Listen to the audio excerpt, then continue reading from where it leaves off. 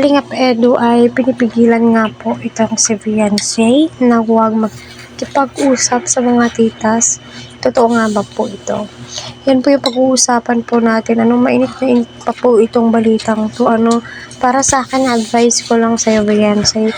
Wala naman pong problema makipag-usap sa mga titas, which is hindi naman po yan ipinagbabawal ni Kalingap Rap. Kasi unang-una sa lahat, isa din po sila sa mga dahilan kung bakit napakadaming blessings ang dumarating kay Fiancé. Pero para sa akin, may limitasyon. At wag din po natin hayaan na masira yung magandang plano, syempre.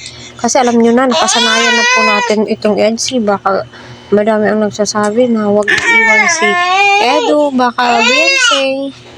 Baka may balak kang iwan si Edu, ganito ganyan, yung plano nyong dalawa. So, wag naman po sana, kaya, masasabi ko talaga na napakabait din po nito kung si Fiancé, kasi tignan nyo, no, napakalayo na po ng kanilang pinagsamahan, kasi napaka-importante po niya.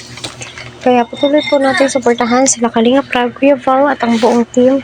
Please wag po natin i-skip ang kanilang ads. Pahit na din po ng ating notification bell para sa ganoon ay updated po kayo kung may bagong upload po tayo. Ayan nga po mga ka-TMLC. So may posibilidad nga pa na pinapayuhan ni Eds. Siguro sometimes, no, normal lang po yan na mapag-uusapan, may mga mapapansin yung mga viewers.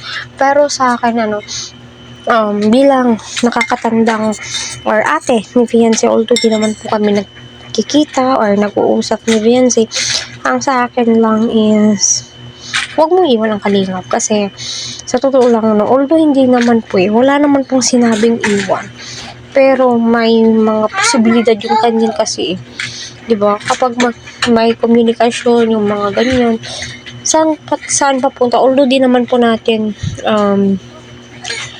pinagpipray, pero parang dalang-dala na po tayo, diba?